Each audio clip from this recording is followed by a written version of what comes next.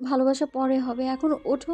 অনেক বেলা হয়ে গেছে, বাড়িতে মেহমান আছে, ওরা কি মনে করবে? ওরাও এই দিনটা পার করে এসছে, তাই কিছু মনে করবে না। হয়েছে, চলো এবার। বিছানা থেকে উঠে দুইজন বাথরুমে চলে গেল। তারপর পবিত্র হয়ে রুম থেকে বেরিয়ে আসলো স্নেহা। এসে দেখে ইকরা বসে বসে গল্প করছে সবার সাথে। প্রথমেই রান্নাঘরে যায়, গিয়ে দেখে সকাল সকাল রান্না হয়ে গেছে। সবাই মিলে একসাথে নাস্তা করে নিল। স্নেহা খেয়াল করলো ঘুম থেকে উঠে একবারও সাথীকে দেখেনি, তাই খুঁজতে লাগলো সাথীকে। ব্যাপারটা রত্না খেয়াল করলো। কি খুঁজছো ভাবি? সাথী? ও কোথায়? সকাল থেকে দেখছি না যে। রুদ্রের আশেপাশে যায়নি? কিভাবে যাবে? ও তো নেই, চলে গেছে। চলে গেছে মানে? কোথায় গেছে? ওর ব্যবহার অনেকটা খারাপ হয়ে গেছে, তাই রাতে আম্মুকে সব বলে দিয়েছি। আম্মু ওকে বুঝিয়ে সুঝিয়ে ভোর সকালে বাড়ি পাঠিয়ে দিয়েছে। এটা ঠিক হয়নি। আমি আরো রাতে ভাবলাম সকালে ওর মুখখানা দেখবো একবার, তা আর হলো না। যা হয়েছে ভালো হয়েছে। ও বেশি বাড়াবাড়ি শুরু করেছিল, এখন বুঝুক মজা। হুম। হুম। আমার কাছ থেকে আমার রুদ্রকে কেড়ে নেওয়া এত সোজা না। রত্নার সাথে কথা শেষ করে স্নেহা রুমে চলে গেল। গিয়ে দেখে রুদ্র ফোন টিপছে। শুনছো? না, আমি তো বয়রা, কানে শুনি না। শোনো না। বলে ফেলো। মা নাকি সাথীকে বাড়ি পাঠিয়ে দিয়েছে। ভালো কথা। মেয়েটা তোমাকে খুব ভালোবাসতো, তাই না? এর জন্যই এমন পাগলামো করেছে। হুম, জানি। তাহলে ওকে ছেড়ে আমায় কেন বিয়ে করলে? কারণ আমি তোমাকে ভালোবাসি, তাই ওকে আমি ছোট্ট বোন ভাবি। হয়েছে তোমার ভালোবাসা। এখন ফোন রেখে লাঞ্চ করতে আসো তো, সবাই ওয়েট করছে। আব্বুর আজ বিকেলেই চলে যাবে। হুম। ওদের খুব মিস করব। মাঝে মাঝে তুমি আব্বুর কাছে যাবে, আব্বু তোমাকে কাছে আসবে, আর ফোন তো আছে। তাহলে মন খারাপ করার কি আছে? হুম, তা ঠিক বলেছ। আচ্ছা আমি যাই, তুমি আসো তাড়াতাড়ি নিচে। হ্যাঁ হ্যাঁ, যাচ্ছে। সবাই মিলে একসাথে খাওয়া দাওয়া করে নিল। খাওয়া দাওয়ার পর থেকে ইকরা আর স্নেহা বাবা মায়ের কাছে বসে আদর খাচ্ছে। প্রায় 3টের সময় ওরা বেরিয়ে পড়ল নরসিংদীর উদ্দেশ্যে। এদিকে ইকরাকে সাইফদের বাসায় নিয়ে গেল, আর স্নেহা রুদ্রদের বাসায় রয়েছে। তারপরও ইকরার সারাক্ষণই স্নেহার কাছেই থাকে। দুই ননদ আর দুই ভাবি মিলে গল্প করে সময় পার করে। এই জায়গাটা স্নেহা আর ইকরার বেশ ভালো লেগে গেছে। এখানেই থেকে যাবার সিদ্ধান্ত নেয় ওরা। 3 দিন পর রুদ্র আর সাইফ তৈরি হচ্ছে ঢাকায় যাবে বলে। ওদের খুব মন খারাপ, কারণ ইকরা আর স্নেহা যেতে চাইছে না। অনেক বোঝানোর পরেও রাজি হয়নি। রুদ্র শার্ট পরেছে এমন সময় স্নেহা আসলো রুমে। স্নেহা প্লিজ, আমি তোমাকে ছাড়া থাকতে পারবো না ওখানে, চলো আমার সাথে। তোকে যেতে কে বলছে? তোকে তো আমরা এখানে থাকতে বলি। এখানে থেকে করবোটা কি মা? এখানে তোর বাবার জমি জমা দেখবি। এত জমি জমা থাকতে আমার ছেলে চাকরির জন্য দূরে সরে থাকবে, তা কিভাবে হয়? বসে খেলে রাতের ভান্ডার একদিন ফুরিয়ে যায় আমার, আর আমি এইসব জমি জমা দেখাশোনা করতে পারবো না। ছোট্ট থেকে নিজের ইচ্ছে মতো সব করেছিস, আজও কর, কিন্তু আমার বৌমা আমার সাথেই থাকবে, ও কোথাও যাবে না। মন খারাপ করো না, তুমি তো আসবেই আমাকে দেখতে, আর ফোনে সব সময় কথা হবে। তবুও ভালো লাগছে না, তুমি খুব মিস করবো, কষ্ট হবে। আমিও মিস করব। ওদের কথা চলছে। ইকরা সাইফের বুকে মাথা রেখে বসে আছে আর কান্না করছে। ইকু, প্লিজ কান্না বন্ধ করো। আমি তো সারা জীবনের জন্য চলে যাচ্ছি না, প্রতি মাসে আসবো তোমাকে দেখতে। তুমি চলে গেলে আমি ঘুমাবো কিভাবে? আমার ঘুম আসবে না। ফোনে কথা বলতে বলতে ঘুম পাড়িয়ে দেবো তোমার। হুম। হুম। আমার সাথে যাবেও না, আবার কান্নাও করবে। কি বিপদে পড়েছি আমি। আমাকে ভুলে যাবে না তো? গার্লফ্রেন্ডকে ভোলা যায়, বউকে ভোলা যায় না। তুমি তো আমার পিচ্চি বউ, আদরের বউ। Love you. Love you too. তৈরি হয়ে বউকে একটু ভালোবেসে বাইরে বেরিয়ে এলো ওরা। সবার কাছ থেকে বিদায় নিয়ে বেরিয়ে পড়লো ঢাকার উদ্দেশ্যে। এখন ইকরা সারাদিন রাত স্নেহাদের সাথেই থাকে। দিনের বেলায় গল্প করে, সারা বাড়ি দৌড়াদৌড়ি করে, মাঝে মাঝে দূরের পাহাড়গুলোতে ঘুরতে যায়। 4টা মেয়ে মিলে বাড়িটা মাটিয়ে রাখে, আর রাত হলেই রুদ্র আর সাইফের সঙ্গে কথা বলে ঘুমিয়ে পড়ে। দিনগুলো চলছে এভাবেই। দেখতে দেখতে 1.5 মাস কেটে যায়, কিন্তু এখনও রুদ্র আর সাইফ বাড়ি আসেনি। আসবে আসবে বলেও আসছে না। ওদের জন্য অধীর আগ্রহে অপেক্ষা করছে স্নেহা, ইকরা। কয়েকদিন ধরেই স্নেহা খুব অসুস্থ হয়ে পড়েছে। মনের মধ্যে একটা অজানা ভয় বাসা বেঁধেছে, তাই কাউকেই কিছু বলছে না। কিন্তু ওর অসুস্থতা শাশুড়ি মায়ের চোখ এড়ায়নি। রুদ্রের মা স্নেহাকে নিয়ে ডাক্তার দেখিয়ে আসে আর অনেকগুলো টেস্ট করায়। 2 দিন পর রিপোর্ট এসেছে। আজকেও ওই দিনের মতো হাত কাঁপছে স্নেহার। কি এসেছে রিপোর্টে? মনটা কেমন যেন করছে। স্নেহার রিপোর্ট হাতে নিয়ে বসে আছে। কেন জানি সাহস হচ্ছে না খুলে দেখার। নিজের মনকে শান্ত রেখে ভালো খারাপ যাই হোক এটা দেখবে সে। রিপোর্টটা খুলে দেখার পর চোখ থেকে 2-3 ফোঁটা পানি গড়িয়ে পড়ল। এটা কষ্টের নয়, এটা সুখের কান্না। আজ স্নেহা খুশিতে আত্মহারা। কাউকে কিছু না বলে আগে রুদ্রকে ফোন দিল। রুদ্র আর সাইফ রাস্তায় রিকশাতে বসে বসে বাড়ি ফিরছিল, এমন সময় স্নেহার ফোন। তোমাকে একটা কথা বলার ছিল। বলে ফেলো। বলছিলাম হুম আমাদের বেডটা খুব ছোট, বড় বেড কিনতে হবে। হুম এটা তোমার কাছে ছোট মনে হয়? তুমি তো একাই থাকো, আর আমি যখন যাব তখনও তোমাকে আমার বুকে রাখবো।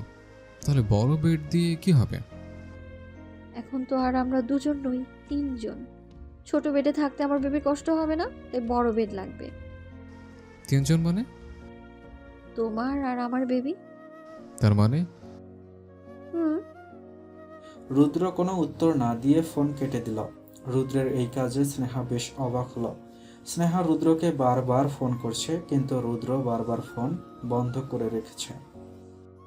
রুদ্র কথাটা শুনে এমন কেন করছো? ও কি তাহলে খুশি হয়নি এই কথাটা শুনে? না না, এটা কিভাবে সম্ভব? নিশ্চয়ই ব্যস্ত হয়ে পড়েছে, তাই ফোন বন্ধ করে রেখেছে। স্নেহা একটু পর পর রুদ্রকে ফোন করছে, কিন্তু ফোন এভাবেই বন্ধ বলছে। রাত 10টা বাজে। স্নেহা এখনও বিছানায় শুয়ে শুয়ে রুদ্রকে ফোন করছে আর কান্না করছে। স্নেহা এখনও ডিনার করতে যায়নি বলে ওর শাশুড়ি ওর রুমে আসলো। কি হয়েছে স্নেহা? রুম অন্ধকার করে শুয়ে আছো কেন? কিছু হয়নি মা। কিছু তো একটা হয়েছে। এখনো ডিনার করতে যাওনি যে? আমি খাবো না, ইচ্ছে নেই। রুদ্রের মা রুমের লাইট জ্বালিয়ে দিল। লাইট জ্বালাতেই চোখ গেল বিছানায়। রিপোর্টটা এখনও বিছানায় পড়ে আছে। তার রিপোর্টে কি এসেছে? কিছুই তো বললে না। আলহামদুলিল্লাহ, যা ভেবেছিলাম তাই হয়েছে। আল্লাহর কাছে লাখ লাখ শুক্রিয়া। কিন্তু এই খুশির দিনে তুমি এইভাবে আছো কেন? তুমি কি খুশি হওনি এতে? আমি তো খুব খুশি মা, কিন্তু কিন্তু কি? রুদ্র হয়তো খুশি না। কেন? কি হয়েছে? স্নেহা রুদ্রর মাকে সব বলল। ওইসব কোনো ব্যাপার না মা। রুদ্র হয়তো কাজে আটকে পড়েছে, তাই ফোন বন্ধ করে রেখেছে। তাই যেন হয়। এখন আমার সাথে খেতে চলো। ভালো লাগছে না মা। এখন থেকে আর কিছুই শুনবো না। আমি আমার নাতি নাতনের কোনো ক্ষতি হতে দিব না। চলো বলছি, চলো। আচ্ছা চলুন। স্নেহা শাশুড়ি মায়ের সঙ্গে ডিনার করতে চলে গেল। রুদ্রের মা আজ খুবই খুশি। এতদিন পরে ওনার ইচ্ছে পূরণ হতে চলল। উনি নিজের হাতে স্নেহাকে খুব যত্ন করে খাইয়ে দিলেন। সারা রাত স্নেহা ছটফট করেছে, একটুও ঘুমাতে পারেনি। সকালেও একই অবস্থা, রুদ্রের ফোন বন্ধ। কোনো উপায় না পেয়ে সাইফকে ফোন দিল। 2 বার রিং হয়ে এখন সাইফের ফোনটাও বন্ধ বলছে। রাগে স্নেহার চুল ছিঁড়তে ইচ্ছে করছে। রুদ্রের এই ব্যবহারটা স্নেহার একটুও ভালো লাগছে না। দুপুর 12টা বাজে। স্নেহা ছাদে বসে আছে মন খারাপ করে। এখন আর ফোন করছে না। রুদ্রের মা স্নেহাকে খুঁজতে খুঁজতে ছাদে চলে এলো। স্নেহা, এই দুপুরবেলা এখানে বসে আছো কেন? এখন একটু সাবধানে থাকবে। দিনে দুপুরে ছাদে এসো না, নিচে এসো তাড়াতাড়ি। আচ্ছা আসছি আমি। রুদ্রের মা নিচে নেমে গেল। স্নেহা এখনো বসে আছে, কিছুই ভালো লাগছে না। হঠাৎ করে পেছন থেকে কেউ একজন ওকে জড়িয়ে ধরল। এই নিঃশ্বাস স্পর্শটা স্নেহার খুব পরিচিত। স্নেহার আর বুঝতে বাকি রইল না পেছনের মানুষটা রুদ্র। না ঘুরেই বলতে লাগলো, ছাড়ো আমায়, ছাড়ো, ভালো লাগছে না। কি হলো? সারপ্রাইজটা বুঝি পছন্দ হয়নি? তুমি খুব বাজে, খুব খুব। যেন আমার কত কষ্ট হচ্ছিল, সারা রাত ঘুমোতে পারিনি আমি। ফোন বন্ধ করে হঠাৎ করেই চলে আসলে। একবার বললেও না, বলার প্রয়োজন মনে করলে না। আরে বললে কি সারপ্রাইজ দিতে পারতাম নাকি? আমার কষ্টে এসে তোমার সারপ্রাইজ বেশি দামি, তাই না? আরে বাবুটা রাগ করেছে? এখন আর আমি বাবু না, এখন থেকে আমি বাবুর আম্মু। হলে তাই তো। চলুন আমার বাবুর আম্মু, গোসল করে কিছু খেতে হবে। প্রচণ্ড খিদে পেয়েছে, পরে সব ভালোবাসাবাসি হবে। রুদ্র স্নেহাকে কোলে নিতে গিয়েও থেমে গেল। যদি সিঁড়ি থেকে নামতে গিয়ে হাত ফসকে পড়ে যায় স্নেহা, খুব বড় ক্ষতি হয়ে যাবে। তাই ওর হাত ধরে আস্তে আস্তে নামল। ছাদে ওঠা কোনো প্রয়োজন নেই, আর আজ থেকে তোমার ছাদে ওঠা নিষেধ। কিন্তু কোনো কিন্তু না, আমি চাই না আমার বাচ্চার কোনো ক্ষতি হোক। আচ্ছা। রুদ্র আর স্নেহা বাথরুমে চলে গেল একসাথে গোসল করবে বলে। এইদিকে ইকরা বিছানায় শুয়ে শুয়ে কান্না করছে। সাইফ বাসায় গিয়ে আগে মা বাবাকে সালাম করে রুমে চলে গেল। গিয়ে দেখে ইকরা শুয়ে ফুপিয়ে ফুপিয়ে কান্না করছে। সাইফ চুপচাপ ইকরার পাশে গিয়ে ওর মাথায় হাত রাখলো। ইকরা চমকে গেল। সাইফকে দেখে কান্নাটা আরো বেড়ে গেল। হুম।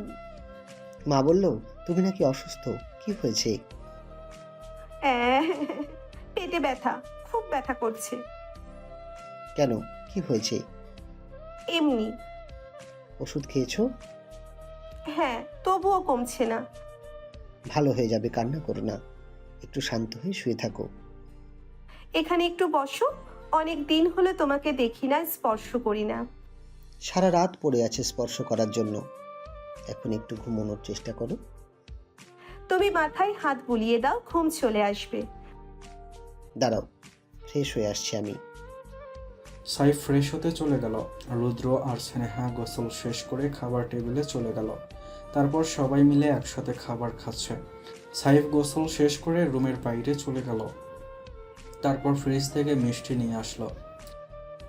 ইকু, হুম, নাও খাও। কিছু খাবো না আমি। তুমি তো কালো মিষ্টি পছন্দ করো খুব, তোমার জন্য কালো মিষ্টি নিয়ে এসেছিলাম। ঠিক আছে, না খেলে আর কি করার। দাও, খাবো। এই তো লক্ষ্মী মেয়ে। সাইফ ইকরাকে নিজের হাতে তুলে মিষ্টি খাওয়াইয়ে দিল। তারপর ভাত এনে নিজেও খেলো, ইকরাকেও খাওয়ালো। খাওয়া দাওয়া শেষ করে সাইফ শুয়ে পড়লো। সারা রাত জার্নি করে এসেছে, এখন একটু ঘুমাতে হবে। সাইফ ইকরার মাথায় হাত বুলিয়ে দিচ্ছে। কিছুক্ষণ পর ইকরা ঘুমিয়ে পড়ল। এটা দেখে সাইফও ইকরাকে জড়িয়ে ধরে ঘুমিয়ে পড়ল। রুদ্র প্রস্তুতি নিচ্ছে ঘুমানোর জন্য। হঠাৎ করে স্নেহা এসে ধপাস করে শুয়ে পড়ল। তুমি ঘুমাবে নাকি? সারা রাত ঘুমোতে পারিনি তোমার চিন্তায়। এখন তোমার বুকে মাথা রেখে শান্তিতে ঘুমাবো। তাহলে আর দেরি কেন, চলো আমরা বাড়ি দিয়ে ঘুমের রাজ্যে।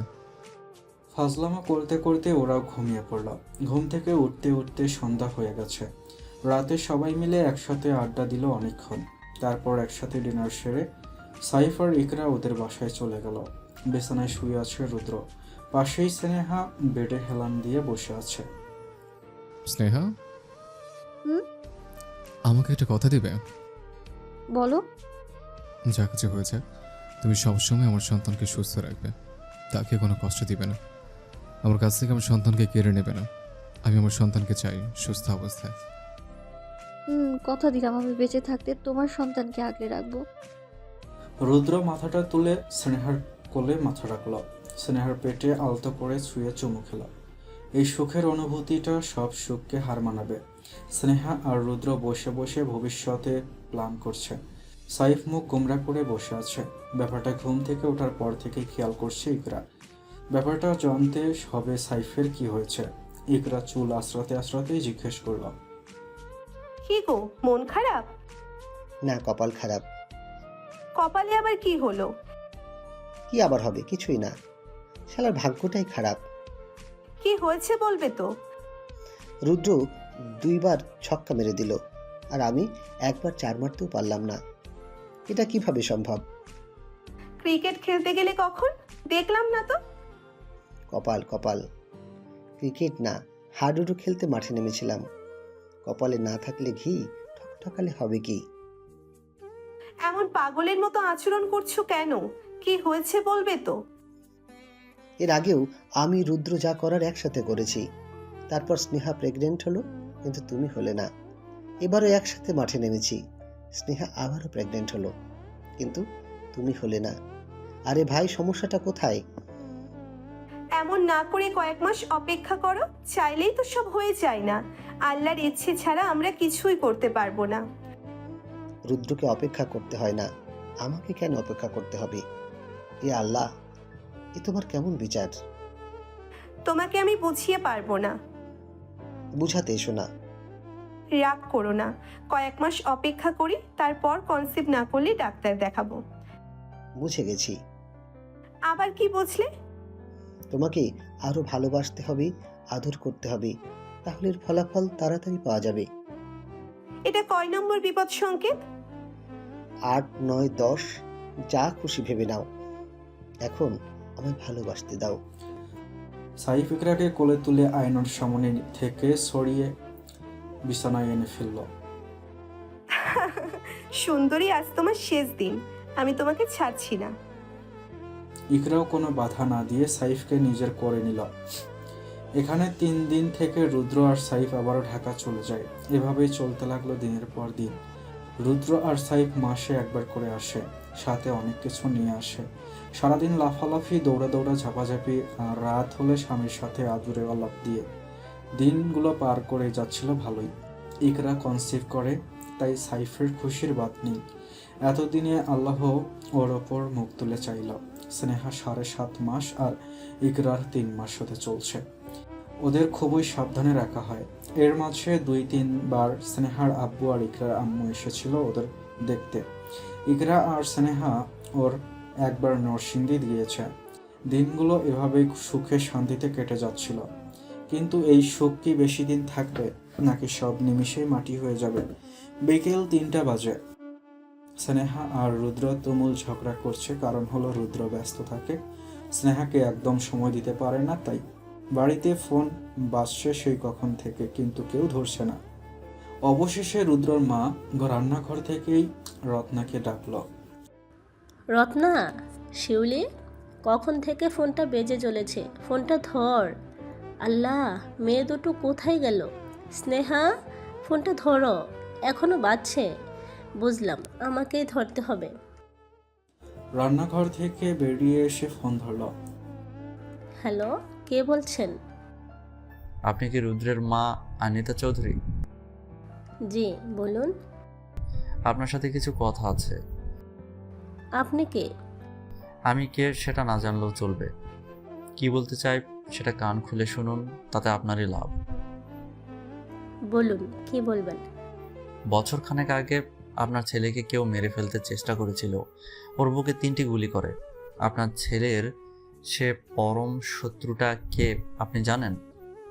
না, রুদ্র বলেছে ওর তো অনেক শত্রু, কে করেছে এটা কেউই জানে না।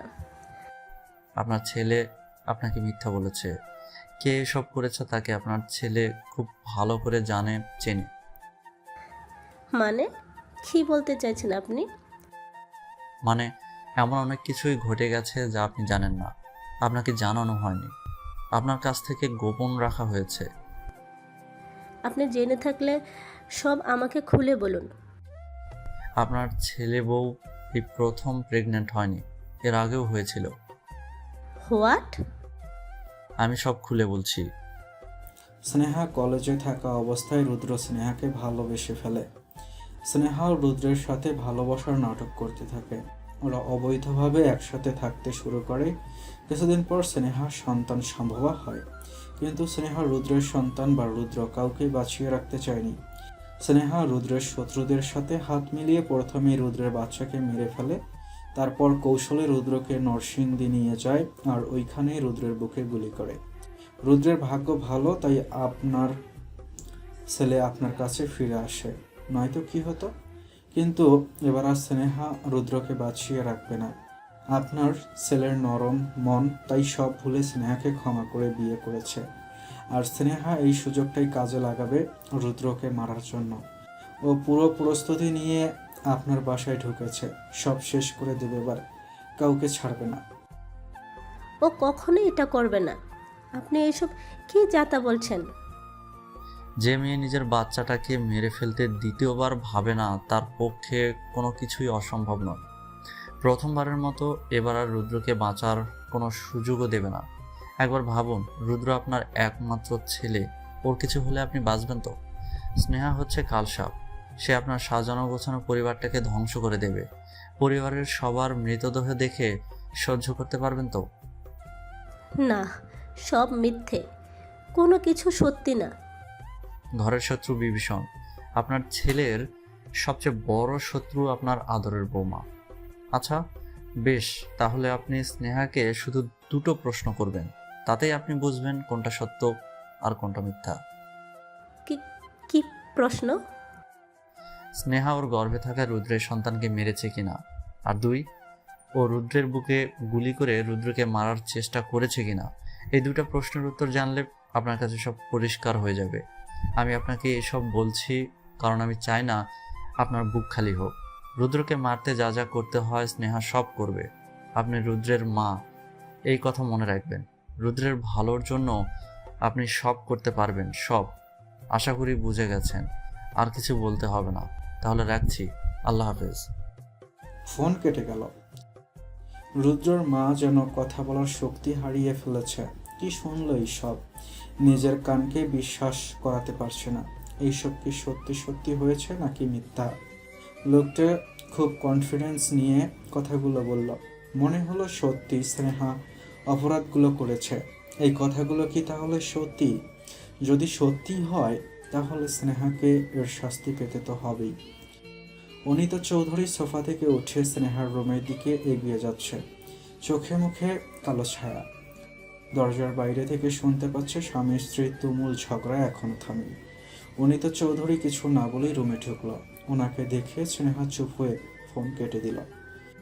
কিছু বললেন মা? হুম, বলবো। ফোনটা দাও তো। এই নিন।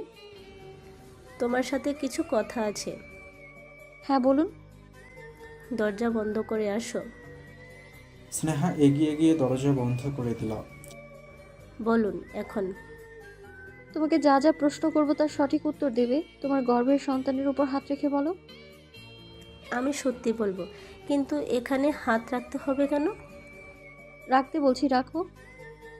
স্নেহা শাশুড়ির কথা মতো পেটের ওপর হাত রাখল। এই ব্যাপারটা খুব খারাপ লেগেছে ওর কাছে। আমি কিছু প্রশ্ন করব, এর উত্তরে হ্যাঁ অথবা না বলবে, অন্য কিছু বলার দরকার নেই। আচ্ছা। স্নেহা খুব ভয় পাচ্ছে শাশুড়ির অবস্থা দেখে। এই বাচ্চাটা তোমার প্রথম বাচ্চা? স্নেহা চোখ বড় বড় করে তাকিয়ে আছে শাশুড়ি মায়ের দিকে। কি হলো, উত্তর দাও। আশা করছি সন্তানের কথা ভেবে সত্যিটাই বলবে। এটা আমার দ্বিতীয় সন্তান। প্রথম সন্তান কোথায়? মা, আপনি এইসব কেন জানতে চাইছেন? বলো, কোথায় তোমার সন্তান? কি করছো তার সাথে? মেরে ফেলেছো? কি হলো বলো। হ্যাঁ, মেরে ফেলেছি। নিজের হাতে মেরে ফেলেছি তাকে। কথাটা শুনে কেঁপে উঠল অনিতা চৌধুরী। তার মানে লোকটার কথা সত্য।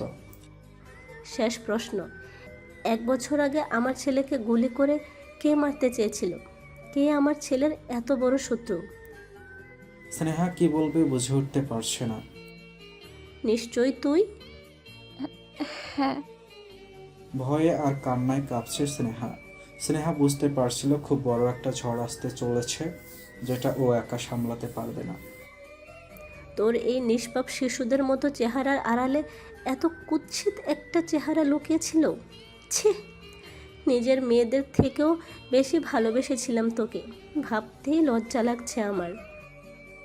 আমি মানছি যা করেছি অনেক বড় ভুল করেছি, কিন্তু কেন করেছি বা কিসের জন্য করেছি এইসব জানলে আপনি আমাকে ভুল বুঝতে পারতেন না মা। তোর কি মনে হয় তুই না জানতে দিলে আমি জানবো না? উপরে আল্লাহ আছে, সে সব দেখছে। এক মুহূর্তে শাশুড়ির এই ভয়ানক রূপটা দেখে স্নেহার বড্ড ভয় করছে। দুধ কলা দিয়ে আমি একটা কালসাপ পুষছি এতদিন ধরে। তোর মতন মেয়ের কোনো অধিকার নেই আমার সংসারে থাকার। আমি আপনাকে সবটা খুলে বলছি মা, এবার শুনুন একবার। তুই বললেই আমি তোকে বিশ্বাস করে নেব? আমি কি আমার ছেলের মতো অতটাই বোকা নাকি? মা, একবার রুদ্র আসুক। আমাকে বিশ্বাস না করতে পারেন, কিন্তু রুদ্রকে তো বিশ্বাস করেন, ও সব বলে দিবে। তোকে বাঁচাতে আমার ছেলে এতদিন মরিয়া হয়ে মিথ্যা বলে এসেছে। আমার সাথে আমার ছেলে মিথ্যা বলেছে শুধু মাত্র তোর জন্য। এখনও বলবে, কিন্তু আমি সেই সুযোগটা কখনোই দেব না। আমায় বিশ্বাস করুন মা, আমি যা করেছি তা শুধুমাত্র। চুপ, একদম চুপ। তোর মতো রাক্ষসীকে আমার ছেলের সাথে আর এক মুহূর্তও থাকতে দেব না। তুই সব ধ্বংস করে দিবি। এমনটা করবেন না মা, প্লিজ।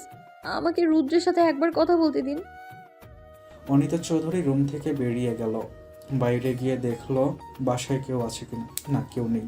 এটা দেখে আবার ফিরে আসলো। শোন, আমি চাইলেই তোকে পুলিশের কাছে দিতে পারতাম, কিন্তু আমি তোর মতো এতটাও খারাপ হতে পারলাম না। আজ এই মুহূর্ত থেকে আমার ছেলের, আমার পরিবারের সাথে কোনো সম্পর্ক নেই তোর। এই গ্রাম থেকে অনেক দূরে চলে যাবি তুই। আমি রুদ্রকে ছাড়া বাঁচবো না মা। আমি চলে গেলে রুদ্র পাগল হয়ে যাবে।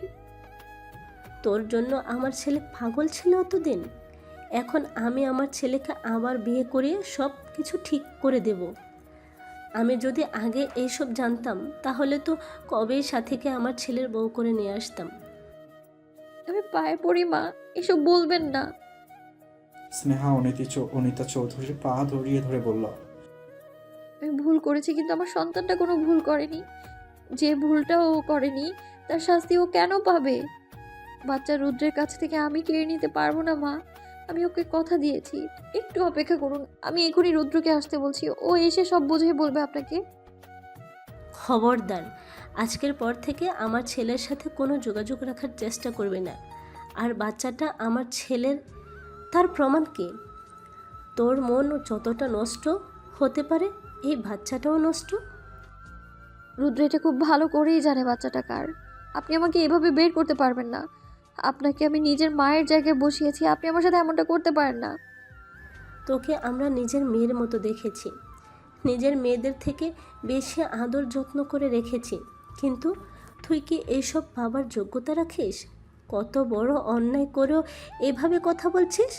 আমার ছেলেটা তোকে পাগলের মতো ভালোবাসে। সেই তুই ওর বুকে গুলি চালাবার আগে একবার ভাবলি না? আমি ভুল করে ফেলেছি মা, আমায় ক্ষমা করে দিন। ভুল তুই না, আমরা করেছি তোকে বিশ্বাস করে। আমার ছেলেকে মারার জন্য কত টাকা নিয়েছিস তুই? আমি টাকার বিনিময়ে ওকে মারতে চাইনি। শোন, পরিষ্কার করে বলে দিচ্ছি, তুই আর তোর এই বাচ্চা ছায়া আমি আমার ছেলের ওপর পড়তে দেব না। তুই যদি ভুলেও আমার ছেলের সাথে যোগাযোগ করার চেষ্টা করিস তাহলে তুই তোর সন্তানের মরা মুখ দেখবি। মা, আপনি একজন মা হয়ে আমাকে এই কথাটা কি করে বলতে পারলেন? মা কি হয় বুঝিস তুই? মা তোর সন্তানকে সব বিপদ আপদ থেকে রক্ষা করে, ছেলে মেয়ের সুখের জন্য সব কিছু করতে পারে। আর তুই নিজের সন্তানকে মেরে ফেললি? তুই মানুষ? স্নেহা চুপ করে আছে। কথাগুলো কলিজা ছেদ করে দিচ্ছে। শোন, আমি আমার ছেলেকে বাঁচাতে সব করতে পারবো, তোকে আর তোর বাচ্চাকে মেরেও ফেলতে পারবো। আমি চাই না আমার এই হাতে কোনো শিশু হত্যা করতে, তাই ভালোই ভালোই বলছি, চলে যা। আমি যেতে পারবো না মা, আমার সাথে এরকম করবেন না। আমি যদি বাচ্চাটাকে নিয়ে চলে যাই, রুদ্র পাগল হয়ে যাবে, মরে যাবে ও। আমি এত কিছু শুনতে চাই না। তুই যাবি নাকি নিজের চোখে নিজের সন্তানের মৃতদেহ দেখবি? না, আমি বাঁচতে চাই, আমার সন্তানকে বাঁচাতে চাই। এই নিষ্পাপ শিশুটা একদম পবিত্র, ওর তো কোনো ভুল নেই, সব ভুল আমার। একটা ভুলের কারণে সব শেষ হয়ে গেছে। ভেবেছিলাম সব ঠিক হয়ে গেছে, কিন্তু আমি ভুলে গিয়েছিলাম মিথ্যা কখনো চাপা থাকে না, একদিন সেটা প্রকাশ হবেই। তোকে কতটা ভালোবাসতো আমার ছেলে, কিন্তু তুই এতটা জঘন্য কাজ কিভাবে করতে পারলি? বিরাট বড় একটা ভুল করে ফেলেছি, হয়তো এই ভুলের মাসুল দেবার সময় হয়ে গেছে।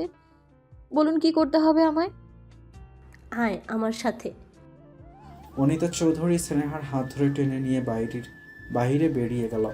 বাড়িতে কেউ নেই, তাই কেউ দেখেনি ব্যাপারটা। কিছুক্ষণ হেঁটে লঞ্চ ঘাট চলে আসলো। রাঙ্গামাটির লঞ্চে স্নেহাকে তুলল। মা, আপনি কি সত্যি চাইছেন আমি চলে যাই? হ্যাঁ, আমি আমার ছেলেকে বাঁচাতে চাই।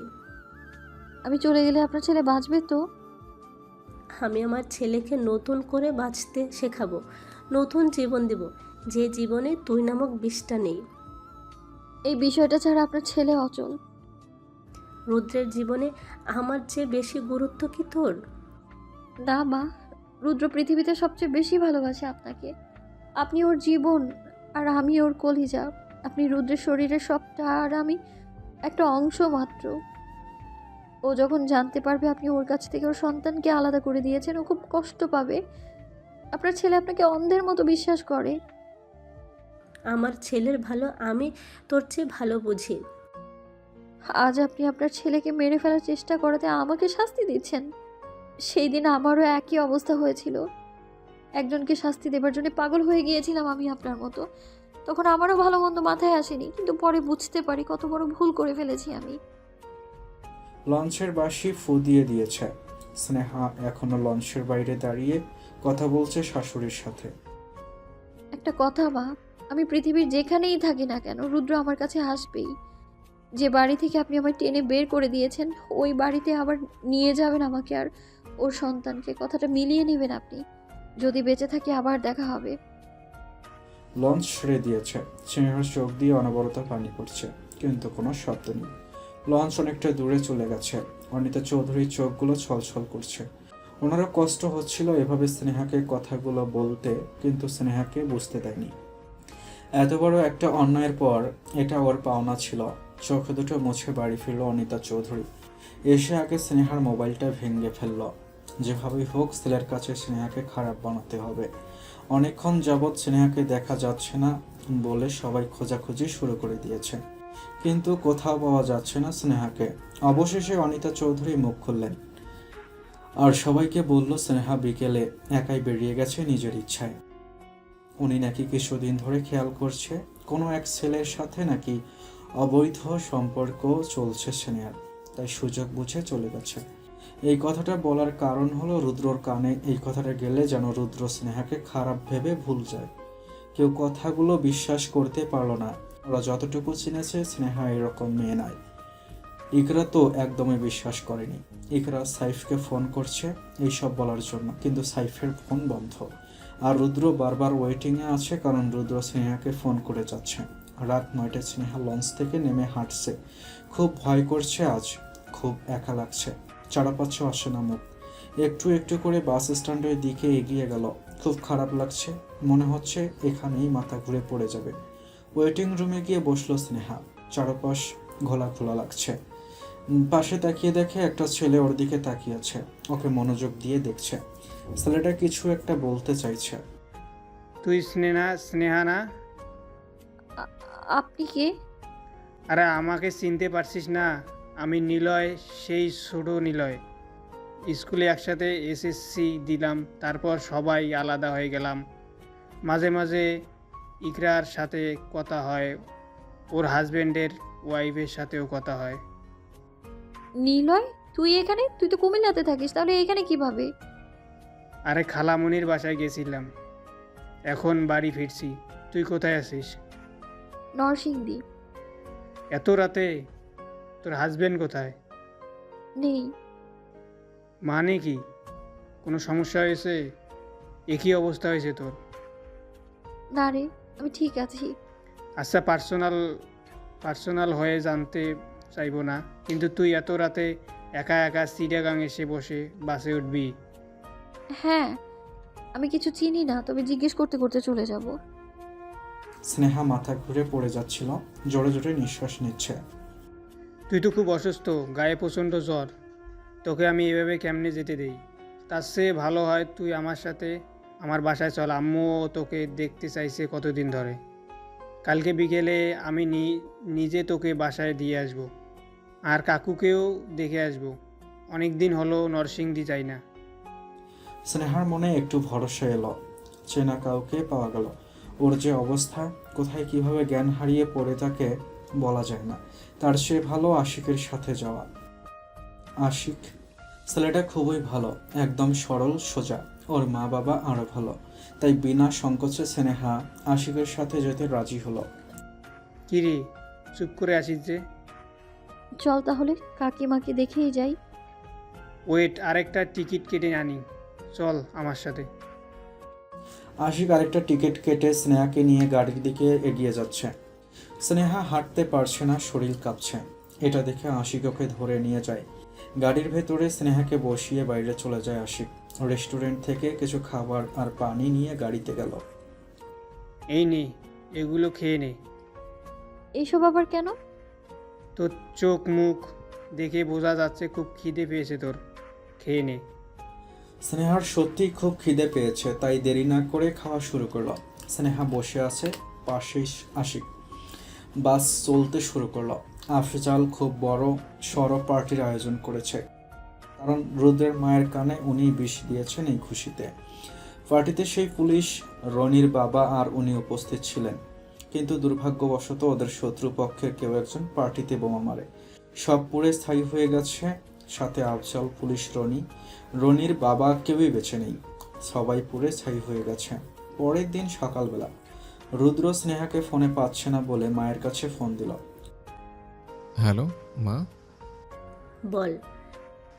স্নেহাকে একটু বলো তো ওর ফোনটা অন করতে, কাল রাত থেকে অফ করে রেখেছে। বাবা, স্নেহা তো বাসায় নেই।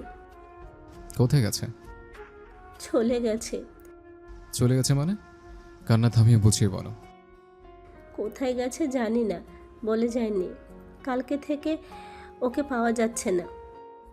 হোয়াট? কালকে থেকে ও নিখোঁজ, আর তোমরা আমাকে কিছু বলো নাই? বললে কি চলে আসবে সে? কে জানে কোন ছেলের সাথে পালিয়ে গেছে। মা কিছু বলছো? স্নেহা আমার মেয়ে না, সেসব কখনোই করবে না। এমনি এমনি তো বলছি না, দেখেছি বলেই বলছি। কি দেখেছ? স্নেহা কিছুদিন যাবৎ কোনো এক ছেলের সাথে ফোনে কথা বলে, রাতে ছাদে চলে যায় কথা বলতে। আমি অনেক দিন শুনেছি। না, এটা কখনো হতে পারে না। তাহলে কি আমি মিথ্যা বলছি? রুদ্র মাকে অন্ধের মতো বিশ্বাস করে, তাই ওর মা ওকে মিথ্যা বলতে পারে এটা ও কখনোই বিশ্বাস করে না। না, হয়তো ওটা ওর বন্ধু। ওটাকে আমি খুব ভালো করে জানি। শোন, যে চলে গেছে তাকে যেতে দে। ওর কথা তুই আর ভাববি না। ও ওর মতো, তুই তোর মতো। আজকের পর থেকে স্নেহার কথা তুই ভাববি না। এটাও কিভাবে করতে পারলো? ওর গর্ভে আমার সন্তান, তারপরও এত রাগও পায় কোথায়? ও চলে গেছে তাতে কি? আমি তোকে আবার বিয়ে করাবো, আমার ঘরে নাতি নাতনি আসবে। বউ নিয়ে খুব শিগগিরই বাড়ি এসছে আমি, রাখি। রাগেশ রুদ্রের চোখ মুখ লাল হয়ে গেছে। স্নেহাকে ইচ্ছে মতো পেটাতে ইচ্ছে করছে ওর। সামনে পেলে থাপড়িয়ে সব দাঁত ফেলে দিত। এইটা কোন ধরনের মজা? রুদ্র জানে স্নেহা অন্য কারোর সাথে সম্পর্ক করার মতো মেয়ে নয়। তাহলে বাড়ি থেকে বেরিয়ে যাওয়ার কি কারণ হতে পারে? বিকেলের ঝগড়ার কারণে এভাবে রাগ করে চলে গেল? কিন্তু এর আগেও তো এমন অনেক ঝগড়া হয়েছে, তখন তো স্নেহা যায়নি। তাহলে কাল কি হলো? রুদ্র ছাদ থেকে নামছে আর এইসব ভাবছে। তাড়াহুড়ো করে রুমে আসলো। সাইফ ওঠ, সাইফ। কি হয়েছে? চিৎকার করছো কেন? বাড়ি থেকে তোকে ফোন করে কেউ কিছু বলেনি? না, ফোন তো কাল রাত থেকেই বন্ধ। স্নেহা বাড়ি ছেড়ে চলে গেছে। মানে কোথায় গেছে? এটা জানলে কি আমি এখন এখানে বসে থাকি? বাড়ি ছেড়ে চলে গেল কেন? মা কিছু উল্টাপাল্টা কথা বলছে। স্নেহা নাকি পরকীয়া করতো। এটা বিশ্বাস করার মতো নয়। আমিও তাই ভাবছি। দাঁড়া, স্নেহার বাবাকে ফোন করে দেখছে। রুদ্র স্নেহার আব্বুকে ফোন দিল, কিন্তু স্নেহার আব্বু এইসব কিছুই জানে না। উনি আরও চিন্তায় পড়ে গেল মেয়েকে নিয়ে। স্নেহা আর নিলয় সকাল 9টায় কুমিল্লা বাস স্ট্যান্ডে এসে পৌঁছায়। গাড়ি থেকে নেমে রিক্সা করে নিলয়ের বাসায় যায়। নিলয়ের মা তো পুরাই অবাক স্নেহাকে দেখে। অনেকক্ষণ বসে থেকে কথা বলে খেয়ে স্নেহা একটু ঘুমাতে চেষ্টা করে। রুদ্র ফোন রেখে ভাবছে স্নেহা রাত করে কোথায় যেতে পারে। সাইফ বল। যেভাবেই হোক আমার স্নেহাকে আমার চাই। জীবিত অবস্থায় ওর অবস্থা আমি খারাপ করে দেব, একবার পাই। পেয়ে যাবি, চিন্তা করিস না। ওরা আগে লংদু ওদের লোকেদের কাছে ফোন করে দেখলো স্নেহা লঞ্চে উঠেছে কিনা। খবর পেল উঠেছে আর জায়গা মতো নেমেছে। তারপর বাস স্ট্যান্ডে ফোন করে স্নেহার ছবি দেখালো। ওরা বলল এই মেয়ের জন্য একটা ছেলের টিকিট কেটেছে। ছেলেটা মেয়েটার সাথে করেই বাসে উঠেছে কুমিল্লার উদ্দেশ্যে। সাইফ সিসিটিভি ফুটেজ দেখে ছেলেটার একটা ছবি চাইল। কিছুক্ষণের মধ্যে একটা ছবি দেওয়া হলো। ছেলেটার মুখ স্পষ্ট দেখা যাচ্ছে না, ওর পাশে দাঁড়িয়ে আছে স্নেহা। এই খবর শোনার পর রুদ্র আর ঠিক থাকতে পারলো না। স্নেহার সাথে একটা ছেলে ছিল, তাও আবার রাতে। মায়ের কথাটাই কি তাহলে সত্যি? না না, রুদ্র নিজেকে শান্ত রাখতে চেষ্টা করছে। কুমিল্লাতে একজন লোক আছে যে রুদ্রকে খুব ভালো করে জানে। সাইফ ওই লোকদের কাছে ছবিটা পাঠিয়ে দিল আর বলল যেভাবেই হোক ছেলেটার খোঁজ এনে দিতে। 1 ঘন্টা ধরে রুদ্র অস্থির হয়ে বসে আছে। মাথার ভেতর একটাই কথা ঘুরছে, ছেলেটা স্নেহার কি হয়? কিছুক্ষণের মধ্যেই খবর পেয়ে যায় ছেলেটার নাম নিলয়, ঠিকানা, আর আজ সকাল 9টায় স্নেহাকে নিয়ে ওর বাড়িতে গেছে। রুদ্র আর দেরি না করে সাইফকে নিয়ে চলল নিলয়ের বাড়ির উদ্দেশ্যে। বন্ধুর কাছ থেকে গাড়িটা নিয়ে নিল। প্রায় 4 ঘন্টার রাস্তা অতিক্রম করে ওরা পৌঁছে গেল নিলয়ের বাসায়। স্নেহার ঘুম ভেঙেছে, কিন্তু পায়ে প্রচুর ব্যথা পাচ্ছে। বসে বসে আশিকর পা চেপে দিচ্ছে, ঔষধও খাইয়েছে। রুদ্র কাউকে কিছু না বলে সোজা দোতলায় চলে গেল। একটা রুম থেকে স্নেহার আওয়াজ ভেসে আসছে, তাই রুদ্র ওই রুমের দিকটাই দৌড়ে গেল। গিয়ে দেখে নিলয় ওর পা টিপে দিচ্ছে। এটা দেখে রুদ্রর রাগ আরো 3 গুণ বেড়ে গেল। এগিয়ে গিয়ে স্নেহার হাত চেপে ধরে টেনে হিঁচড়ে নিচে নামিয়ে আনলো। স্নেহা যত বাধা দিচ্ছে রুদ্র তত জোরে টানছে আর ইচ্ছে মতো বকাবকি করছে। সাইফ গেল নিলয়কে মারতে, কিন্তু মারতে গিয়ে থেমে গেল। নিলয়, তুমি? আপনি এখানে? ওই লোকটাকে? স্নেহার হাজব্যান্ড। ও রুদ্র। হুম। তাহলে স্নেহাকে এভাবে কেন নিয়ে যাচ্ছেন? সে অনেক বড় কাহিনী, পরে বলবো। আগে বলো, স্নেহা তোমার কাছে কেন? ওকে কোথায় পেয়েছো?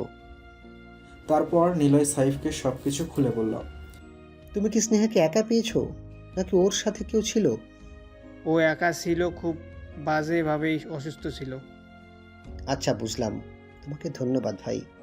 আগে বাড়ি যাই, পরে তোমাকে ফোনে সব খুলে বলবো। আচ্ছা, সাবধানে যাও। সাইফ গিয়ে গাড়িতে বসলো। সাইফ গাড়ি চালাচ্ছে, স্নেহা কান্না করছে। রুদ্র রাগে রাগে চোখে তাকিয়ে আছে স্নেহার দিকে আর ইচ্ছে মতো গালি দিচ্ছে। সারা রাতে কেটে গেল, তবুও কেউ কারোর সাথে কথা বলল না। থমথমে একটা অবস্থা। পরের দিন সকালবেলা ওরা বাড়ি পৌঁছায়।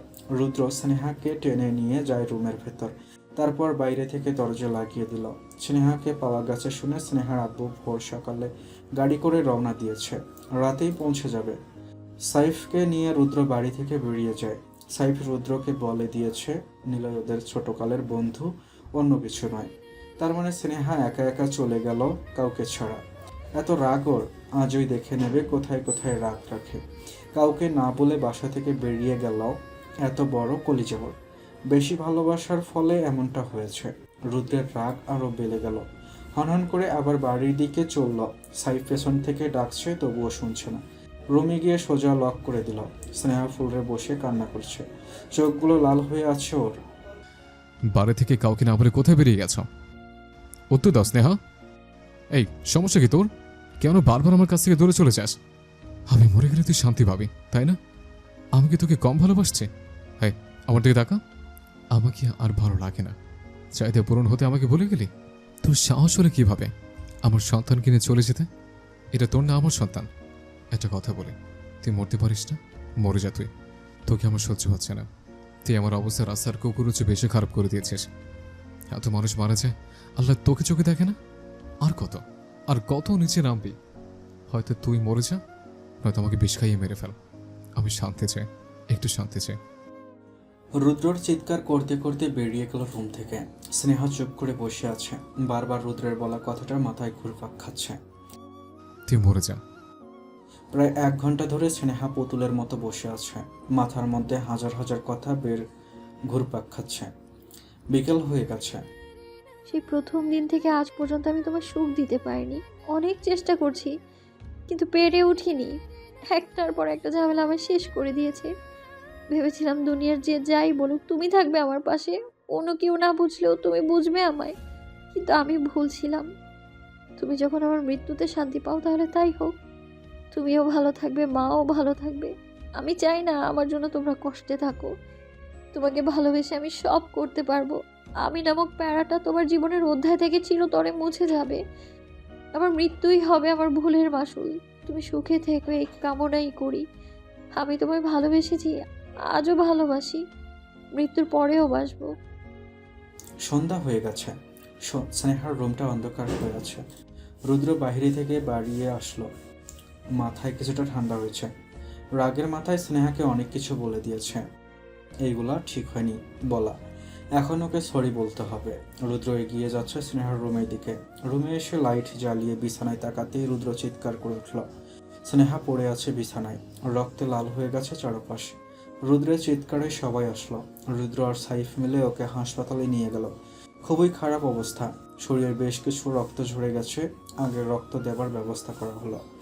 স্নেহার এই অবস্থায় বাচ্চার সমস্যা হতে পারে, তাই যত তাড়াতাড়ি সম্ভব অপারেশন করে বাচ্চাটা জীবিত অবস্থায় বের করতে হবে। অপারেশন থিয়েটারে নিবার সাথে সাথেই অপারেশন শুরু হয়ে গেছে। বাইরে দাঁড়িয়ে আছে রুদ্র, সাইফ। কিছুক্ষণ পর রুদ্রের কাকা আর স্নেহার আব্বু উপস্থিত হলো। রুদ্রের মায়ের মনটা খারাপ। চোখের সামনে বারবার স্নেহার রক্তাক্ত দেহটা ভেসে আসছে। কোনো কিছুতেই শান্তি লাগছে না। মেয়েটাকে এত আদর করেছে, আর আজ মেয়েটার এই অবস্থা কেমন যেন লাগছে। বারবার মনে হচ্ছে কোথাও বড় ভুল একটা করে হয়েছে। পাশে বসে আছে সাইফের মা রত্না আর শিউলি। স্নেহার এই অবস্থা দেখে স্নেহার আব্বুর অবস্থাও খারাপ হয়ে গেল। উনি হার্টের রোগী, তাই রুদ্র হাসপাতালে সাইফ, ইকরা, কাকিমা আর কাকাকে রেখে স্নেহার আব্বুকে নিয়ে রুদ্র বাড়ি চলে আসলো। রুদ্রের মা বাসায় বসে কান্না করছে। স্নেহার অবস্থার জন্য নিজেকে দায়ী করছে। উনি চেয়েছিলেন রুদ্রের জীবন থেকে স্নেহাকে সরাতে, কিন্তু কেন জানি খুব কষ্ট হচ্ছে। অনেক বড় অপরাধ করে ফেলেছে। সবটা সবাইকে বলে জেনে শুনে ভালো মন্দ বিচার করা উচিত ছিল। স্নেহার বিয়ের পর থেকে উনি স্নেহাকে এত ভালোবেসেছে তা হয়তো স্নেহার আপন মাও পারত না। কিন্তু স্নেহা যা যা করেছে তা শুনে মাথা ঠিক ছিল না। মেয়েটার ওপর খুব জঘন্য দোষ চাপিয়ে দিল। উনি খুব কষ্ট পাচ্ছে। স্নেহার আব্বুকে দেখে রুদ্রর মা ক্ষমা চাইতে লাগলো। আমাকে ক্ষমা করে দেন ভাইজান, ছেলেটার চিন্তায় মাথা ঠিক ছিল না, তাই মেয়েটাকে এভাবে কষ্ট দিয়ে ফেললাম। আপনার কোনো দোষ নেই আপা, আমার মেয়েরই ভুল, আপনাদের কোনো ভুল নেই। সব আমার ভুল, আমার কারণে মেয়েটা আজ এই অবস্থা। কেন মা, কি করেছো তুমি? অপরাধ, অনেক বড় একটা অপরাধ করে ফেলেছি। আমি যা যা শুনেছি তা তোদেরকে বলা উচিত ছিল, কিন্তু আমি তা করিনি। সবটা না বুঝে আমি বের করে দিয়েছি স্নেহাকে। মেয়েটা আমার পায়ে পর্যন্ত ধরেছে, আমি শুনিনি ওর কথা। আল্লাহ তাআলা আমাকে কখনই ক্ষমা করবে না। কি বলছো এসব? কি হচ্ছে? সব সত্যিটা বলো মা। তারপর ওই দিন ওনাকে ফোনে যা যা বলেছে আর উনি স্নেহাকে যা যা বলেছেন সবকিছু সবাইকে খুলে বলল। স্নেহার বাবা তো বিশ্বাসই করতে পারছেন না। আমার স্নেহা এতটা নিজ, এটা কিভাবে হতে পারে? ছোট থেকেই ওকে চিনি আমি। না বাবা, মাকে ফোনে যেসব বলেছে সে সবটা বলেনি। আমি বলছি সেই প্রথম থেকে। রুদ্র সেই ট্রেনের ঘটনা থেকে ওদের ফ্যামিলি নিয়ে বিয়ে পর্যন্ত সব খুলে বলল, একটুও বাদ রাখেনি। এরপর থেকে আপনারা সবই জানেন। এইসব শুনে ওদের মাথা কাজ করছে না। এত কিছু হয়ে গেল তবুও কেউ কিচ্ছু জানতে পারলো না। মা, যদি স্নেহ অপরাধী হয়, আমি এর চেয়ে বড় অপরাধী। আনিতা চৌধুরীর মুখের কথা হারিয়ে গেছে। কি বলবে বুঝতে পারছে না। উঠে গিয়ে স্নেহার বাবার পা জড়িয়ে ধরল। ভাই, আমাকে মাফ করে দিন। নিজের ছেলেটার চিন্তায় মেয়েটার এই অবস্থা করে দিয়েছি আমি আমার ভুল বুঝতে পেরেছি। আপা ভুল যখন বুঝতেই পেরেছে, আমার মেয়েটাকে কাছে টেনে নিন। মা মরা মেয়ে আমার, মায়ের আদর কখনো পাইনি। আপনি ওকে মায়ের আদর দিয়েছেন এতদিন, সারাটা জীবন এভাবে মায়ের মতো ভালোবাসবেন। আমার মেয়েটা সুখে থাকলেই আমি খুশি, আর কিছু চাই না আমি। সেই মুখ কি আর আছে? মায়ের অধিকার হারিয়ে ফেলেছি আমি। স্নেহার এই অবস্থার জন্য তুমি না, আমি দায়ী। তুমি চিন্তা করো না, আমার স্নেহা খুব ভালো একটা মেয়ে। তুমি যদি একবার তাকে বুকে জড়িয়ে নিও, সে তোমার সব অপরাধ ভুলে যাবে। আমাকে নিয়ে চল বাবা, আমি যেতে চাই। অনেক রাত হয়ে গেছে মা, কালকে সবাইকে নিয়ে যাব। বাকি সবাই অবাক হয়ে ওদের কথা শুনছে। যা কিছু শুনলো তার এখনও ওদের মাথায় ঘুরপাক খাচ্ছে। হঠাৎ করেই রুদ্রের ফোন বেজে উঠল। ফোনের স্ক্রিনে ভেসে আসছে সাইফের নাম। হ্যালো, তুই কই? কোন সমস্যা হচ্ছে এখানে? আরে না, স্নেহার অপারেশন শেষ, সব ঠিক আছে। সব কিছু ঠিক আছে তো? স্নেহা ভালো আছে? মিষ্টি রেডি কর, তো রসগোল্লার মতো একটা পিচ্চু মেয়ে হয়েছে। সত্যি? হ্যাঁ, তুই তাড়াতাড়ি আয়। এক্ষুনি আসছে। রুদ্র সবাইকে খবরটা জানিয়ে বেরিয়ে পড়ল। সবাই খুব খুশি হলো। রুদ্র পারছে না উড়াল দিয়ে চলে যেতে স্নেহার কাছে। রাত 3টা বাজে। স্নেহা ঘুমিয়ে আছে। রুদ্র ওর পাশে হাত ধরে বসে আছে। এখনো স্নেহার জ্ঞান ফেরেনি। রুদ্রের চোখের পানিতে স্নেহার হাত ভিজে যাচ্ছে। বেবিকে অন্য একটা রুমে রাখা হয়েছে। বেবির অবস্থা একটু খারাপের দিকে, তাই এখনো কাউকে দেখানো হয়নি। সারা রাত এভাবে কেটে যায়। সকাল 10টায় স্নেহার জ্ঞান ফিরে। চোখ মেলে তাকিয়ে দেখলো রুদ্র ওর পাশে বসে আছে। চোখগুলো লাল টকটকে হয়ে আছে। মনে হয় সারা রাত কান্না করেছে। তুমি ঠিক আছো? কথা বলবেন আমার সাথে? আচ্ছা, সরি বাবু, সব কিছুর জন্য সরি। কখনো তোমাকে বকা দিব না। কথা বলো প্লিজ। কথা নেই। কেন? তুমি আমাকে অনেক বকো, আমার অনেক কষ্ট হয়, তুমি বুঝো না? আমি মরে গেলে তুমি শান্তি পাবে, তাই না? তাহলে কেন বাঁচালে? তুমি বলছো আমি তোমাকে কতটা ভালোবাসি? আমি চাই আমি বড় হয়ে গেলে তুমি আমার পেছনে থাকো, আমাকে ভালোবাসো। আমি যেন তোমার আগে মরতে পারি, এই কামনাই করি সব সময়। তাহলে মরতে বলে কেন? আমাকে ছেড়ে চলে গিয়েছিলে কেন? আমার কষ্ট হয়নি? পাগল হয়ে গিয়েছিলাম তোমার জন্য। তোমরা ছাড়া আমি এক মুহূর্ত থাকতে পারবো না। আমাকে না বলে কেন গিয়েছিলে? হ্যাঁ, সেটা আমি বলতে পারবো না। তোমাকে বলতে হবে না, মা বলেছে সব। মাকে বলতে বলতে বুঝিয়েছে, তাই মা এমন করেছে। মা এখন আমার ভুল বুঝে আছে, তাই না? আমি আসলেই খুব খারাপ, খুব বাজে। না, আজ সবাইকে সব বলে দিয়েছে। সব? একদম সব। লজ্জা করলো না? এইসবের জন্য তোমাকে অনেক কিছু সহ্য করতে হয়েছে, ভবিষ্যতে যেন না করতে হয় তাই বলে দিয়েছে। আমি চাই তুমি ভালো থাকো, আমার সন্তান ভালো থাকুক। আমার বেবি কোথায়? পাশের কেবিনে আছে। নিয়ে আসো না, একটু দেখবো কার মতো হয়েছে। বাবুকে এখনো দেয়নি, কিছুক্ষণ পর দিবে বলেছে। এর মধ্যেই সবাই চলে এসেছে স্নেহাকে দেখতে। রুদ্রের মা সবার পেছনে দাঁড়িয়ে আছে। স্নেহা বাবাকে দেখে খুশিতে আত্মহারা। কেমন আছিস মা? ভালো বাবা, তুমি কেমন আছো? এখন ভালো আছি মা, খুব ভালো। স্নেহা বাবার সাথে ভালো মন্দ কথা বলে নিল, কিন্তু ওর চোখ দুটো শুধু মাকে খুঁজছিল। মা আসেনি? এখনো রাগ করে আছে আমার উপর? এসেছে, কিন্তু কথা বলছে না। মা, এদিকে আসো। আনিতা চৌধুরী আস্তে আস্তে এসে স্নেহার কাছে বসে হাতটা জাপটে ধরল। আমাকে ক্ষমা করে দে মা, সত্যিটা না জেনে আমি অনেক বড় একটা অন্যায় করে ফেলেছি। এই অধ্যায়ে ক্ষমা হয় না, তবুও পারলে ক্ষমা করে দিস। মা কি কখনো সন্তানের কাছে ক্ষমা চায়? সন্তান হাজার ভুল করলেও মা তাকে ক্ষমা করে দেয়। তাহলে মায়ের এই ছোট্ট একটা ভুল কি সন্তান ক্ষমা করবে না? তা কিভাবে হয়? এতগুলো দিন মায়ের চেয়েও বেশি আদরে আমায় রেখেছেন। এই একটা কারণে সব ভালোবাসা ভুলে যেতে পারি না আমি আপনার অবস্থাটা বুঝতে পেরেছি। সন্তান হারানোর ভয় কতটা খারাপ আমি জানি। আমি ভাগ্য করে এমন একটা মেয়ে পেয়েছি যে আমাকে বুঝবে। খাঁটি সোনাকে কয়লা ভেবে অনেক বড় ভুল করে ফেলেছি আমি। যা হয়েছে সব ভুলে যান মা, আজ থেকে সবকিছু নতুন করে শুরু করব। নার্স বার্সাটাকে কোলে করে নিয়ে এসেছে, একদম ছোট্ট বাবু। রুদ্র নার্সকে দেখিয়ে দিল ওর মায়ের কোলে দিতে। রুদ্রের মা খুশিতে আত্মহারা হয়ে মেয়েটা ঠিক ওনার মতোই হয়েছে। সবাই একটু একটু করে কোলে নিয়ে স্নেহার পাশে রাখলো। স্নেহা দেখছে মন ভরে, দেখছে ওর মেয়েকে। সবাই বাইরে গিয়ে বসলো। রুদ্র আর স্নেহা কথা বলছে। এভাবে তাকিয়ে আছো কেন? দেখছে কি? একটা বাবুর মা হয়ে গেছো, তবু নজর ফেরাতে পারছি না। এখন মনে হচ্ছে আরেকটার জন্য চেষ্টা করে দিতে হবে। যা, মাথায় শুধু শয়তানি বুদ্ধি। একটা কথা ভেবেছে। কি কথা? এখানে থাকবো, ঢাকা যাব না। খুব ভালো হবে। আমি তোমাকে অনেক মাইর দেব, তোমার কোলে উঠে বসে থাকবো। তুমি মাইর দিবে, আমি ভালোবাসা দিব। বাইরে দাঁড়িয়ে আছে ইকরা আর সাইফ।